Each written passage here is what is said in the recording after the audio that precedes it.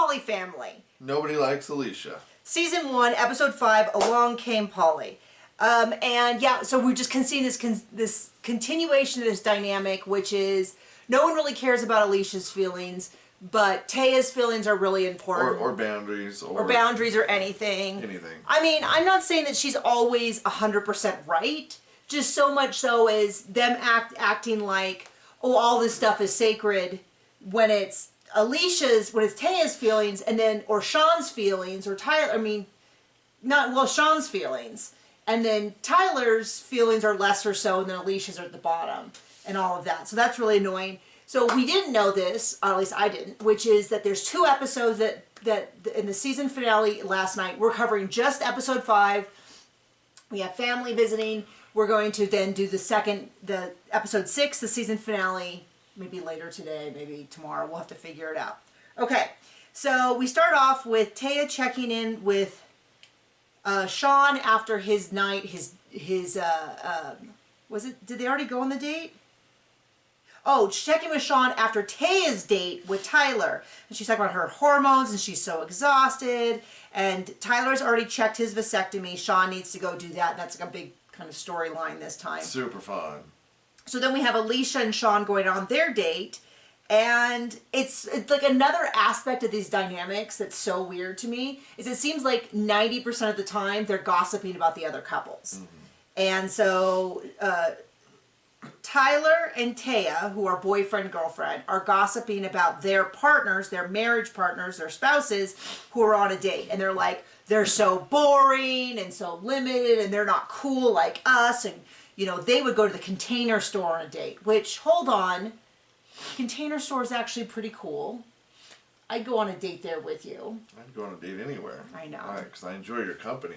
I know, unlike some people. So they're doing like a sip and paint. And Sean is actively hostile to Alicia the whole time. And then Alicia and Sean are gossiping. And Sean just keeps going, I don't know why you don't like to talk about them having sex. I don't get it. And she's like, well, this is one of my boundaries. And like, yeah, it's dumb.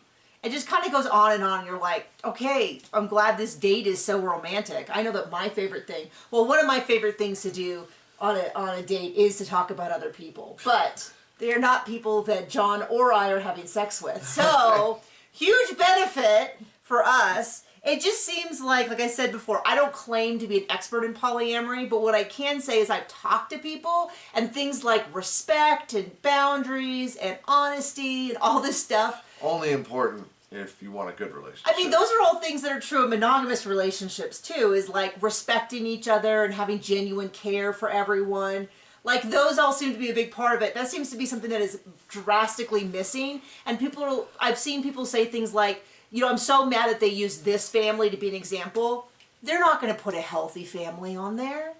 They're not going to. We know that. We know that these are people doing polyamory badly. And a closed quad badly. Soon to be open. Yeah, apparently. Because if it's Taya wants it, it's really important.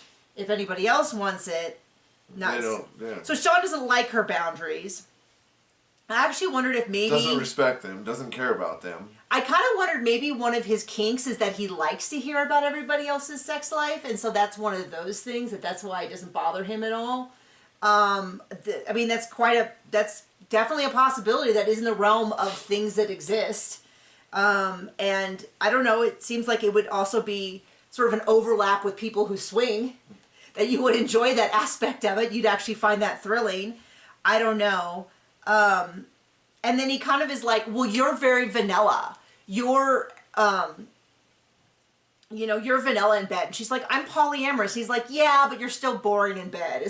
He didn't use the word boring, but I know what the word... At least it wasn't on television. Oh, wait. Yeah, and then she's like, well, it's not like I'm tying you up. And then she was like, well, you're too lazy to tie me up. And he's like, yeah, it's a lot of work. And I was like, wow. What is the opposite of feeling sexual tension between two people? Sexual, well, definitely not sexual release, which was the opposite of tension, but like, they have that, which is animosity. Hostility. Sexual hostility, because they do not seem even slightly into each other. And she just says, you know, we used to be kind of hot and heavy, and it just hasn't happened as much. I mean, there's the stereotype that men are more into it than women, but he is a 50-year-old man, and maybe some of his, and he has a 20-year-old wife, 20 in her 20s. She's not 20, she's 29. So just to be clear, I was not saying he is 50 and she's 20. He's in his 50s, she's in her 20s. Maybe he just can't keep up with her, and so he doesn't have time for Alicia. It's just a distraction. I don't know, but it does not seem like he is into her at all. And they both kind of acknowledge that, like, they used to have more sex, but they don't now. And it feels like some of this is like running through the paces. Like, what's being asked of them in this relationship is beyond their capacity to care. I mean, we've all kind of been there where you're like so overwhelmed that kind of people on the periphery, you have to be like, I'm sorry, I don't have the emotional energy right now. And when in a healthy relationship, the person goes, oh, like when my best friend was going through cancer treatment, it was hard to get a hold of her because she was going through cancer treatment. And so I went, hey, I don't take it personally that she's hard to get a hold of and she's not emotionally available because she's going through cancer treatment. Like, I love her. But I feel like that's kind of the equivalent of what's happening, except they're trying to pretend that they are in love when in fact they no longer are. They are swinging buddies and they are in the outskirts right now. That was not a great example, but I hope you got my general point, which is that they are not that into each other. So then Alicia and Tyler, after this date, take their two oldest to this carousel. They talk a little bit about the fact that there's this empty spot. They're all sort of riding. There's this empty pole. They're like, oh, that's where a carousel horse is going to go. And they explain that when Alicia was very young, her mother died of cancer. And they have purchased a unicorn to go on this carousel that'll be in honor of Grandma, who's Grandma Kitty. Which I was confused by, because when they said Grandma Kitty, I thought they were saying a kitty cat carousel animal was going to go in there. Right, I did too. An old kitty cat named Grandma Kitty. And so it took me a while to kind of catch on because it made sense to them, but they're going to be putting that. And she talks a little bit about this loss and how she thinks her mom would be really proud of her, which is, I feel like, an odd thing to say when it comes to polyamory, that her mom would be proud. But there was a part of me that wonders, like, is she doing part of this because she thinks it lives on in the legacy of her mother? I don't think her mother would want her to be in an unhealthy polyamorous relationship. Maybe her kink is having nobody like her. I don't know. So anyway, they talk a little bit more about Alicia's dad. And Alicia's dad does not accept two of the kids as his own grandkids. Now, you know, the ones that don't have any blood relation. Yeah, but I mean, it's not like super cool to take it out on the kids, but all I can keep thinking is nobody cares because it's Alicia. Yeah. If it was Taya, and this was Taya's dad that there was conflict with, everyone would rally around her to support her having a relationship, and they would tell Alicia that she was being selfish for not respecting that. But because it's Alicia who wants to work on this relationship with her dad, everyone's really negative. Tyler's actually sort of neutral. He doesn't really say anything. But Sean and Taya are, especially Taya, is really mad. And I'm not saying that she doesn't have, you know, I do think it's lousy if he is trying to hurt the kids because they have nothing to do with this. But the other part of me goes... He signed a card in a certain way that they didn't like, even though the kids can't read. So it's not about the kids. Yeah, they're not... Yeah, and so it just sort of feels like on the heels of everything else, it feels like this huge hypocrisy that when it's Taya's feelings or Sean's feelings, the whole group has to be like, Tyler was so wrong for the blood test thing and this and that. But when Sean does it, everyone's like, why don't you go apologize? And he's like, screw you, I'm sorry. Out. And that's supposed to be sufficient. Or when Taya has a feeling, everyone's got to respect it. But if Alicia has a feeling... Because I didn't even think that this conversation was very gentle. Of like, we know this is really difficult, you know that you're loved, but, you know, or any of that. It was just very much Sean's like... typical line, the rules are the rules. Yeah, these are her boundaries, we have to respect them. But then I was like, 4 seconds ago you were talking about Alicia's boundaries being dumb. You know, I just don't like that vibe. So they kind of go around at it, and Sean's snapping at Alicia, and the Alicia runs off with Tyler to cry. And it just seems just wildly unhealthy. So then they go and see another lawyer, Catherine, who it sounds like maybe she grew up in a commune. She describes it as a non-traditional family where everyone sort of came in and raised kids. And she talks about there's this thing called second parent adoption where no one would have to give up their rights. It seemed like maybe either the first lawyer didn't know about it, or maybe the second lawyer is over-presenting how easy it is, or it's the fact that they originally went to the first lawyer, they're like, we want 4 names in the birth certificate. And that's not really what they're offering here, but I guess we'll find out more. They put the kids to bed, and I guess this is when they have the conversation about the dad. I get so confused because they show the coming up footage, and you can't tell when it is. So I guess this is when they talked about the dad. And then, at some point, Alicia's voice raises the tiniest bit, and Taya's like, why are you yelling at me? Why are you screaming at me? Why are you yelling? And I was like, I don't know. It kind of felt like everyone was using... Nobody said that Sean was yelling at Alicia when he was using a similar voice. And it just kind of felt like they had all figured out how to... Oh, poor Taya, you know, she's so... I don't know. I didn't like the way it felt like... They have to protect their sex machine. That Taya gets one set of rules and Alicia gets another, and everyone's catering to Taya, and nobody loves Alicia, and I don't know what she's getting out of this. And as far as I know, Sean and Alicia don't work... Or no, Sean and Taya don't work, and they're living in Tyler and Alicia's house. Now, I don't know how that works because everybody says that Taya doesn't work, but Taya runs all their social media. So if that's a job, and so if that's bringing in money and she's sharing it with the group. If you get paid, it's a job. If you get paid, it's a job, even if it's dumb. And I'm saying that with full hypocrisy because I do social media. Other people think it's dumb. And maybe it is. I don't know. We're certainly not saving NICU babies or something like that.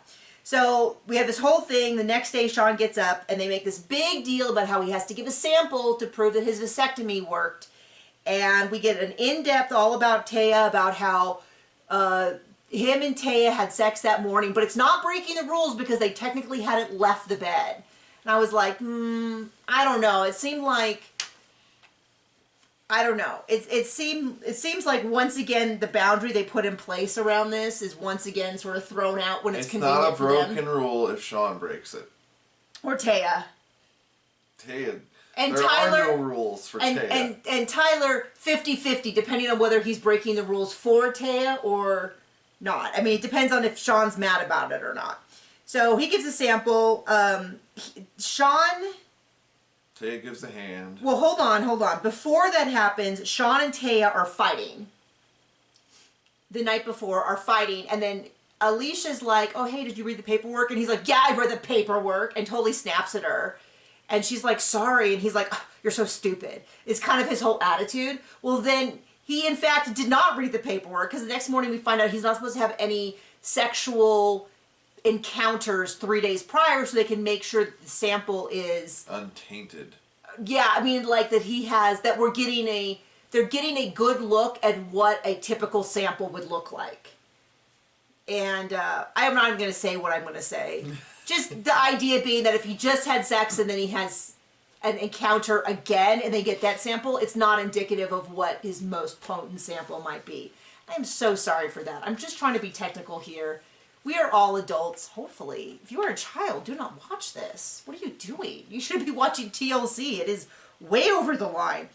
But anyway, so the next day, yeah, he's giving a sample. They have a whole big thing about how Taya is going to help him out. And then they show him completing the task with the door ajar. And you can see Taya, and I'm like, did they seriously just film that? Like, this is kind of getting, like, special work permits area. And I hope that the camera operator, the sound operator, had full consent for what they were involved in, and it was not foisted upon them. Anyway, so they come out, they go to the thing, they make a big deal about his sample and where they're going to hold his sample and blah blah blah, and they get there and they turn it in, and the nurse says it's fine, which I actually don't think is true. It's fine. I don't know. If someone happens to work in human fertility and knows, I will not delete the comment unless you're specifically rude to us. I do delete those comments, but YouTube might delete them, so be careful how you say things. And then we get a clip of Taya talking to her friend Lex, and it's so clear that they are so horny for each other. They are deeply into each other. I don't know how Taya has the energy.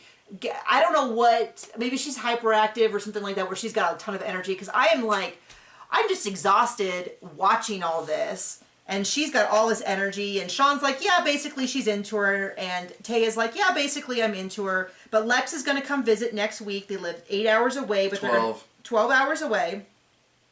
They're going to come visit next week, and then the next conversation they have with Alicia's like, well, how did go and the doctor goes? And he's like, yes, I had sex this morning. And Alicia's like, oh, okay, another one of her boundaries that no one cares about. So then Taya's like, why would you say that? And Sean's like, oh, I know I really screwed up. And she's like, okay, go apologize to her. So he walks in and he's like, hey, are you all screwed up? I almost said a different word, but I caught myself. And then she's like, yeah, I'm just hurt. And he's like, well, sorry. And then like leaves the room. And it's like, yeah, okay. He was acting all apologetic to Taya, but not actually to the person whose feelings he hurt. You're like, okay. He doesn't care. He doesn't care about Alicia. He only cares about, and Alicia's just like, you know, I just feel like we used to be in love, and I just don't know that we feel that way, and I don't know that we can get back to it. And then we get a sneak peek about how I'm actually deliciously waiting for this, because Taya's going to tell everyone that she wants to be involved in Lex. And all of a sudden, everyone understands what boundaries mean. And everybody cares that the boundaries that they set up are being broken. And I'm actually a little happy to see Tyler being like, oh, how does it feel when all of a sudden the person that you thought you were connected to is connected to someone else? So we'll see how that all goes. That's the next episode. You've probably already seen it. We have not. We will see it soon. Thank you so much for joining us. Bye.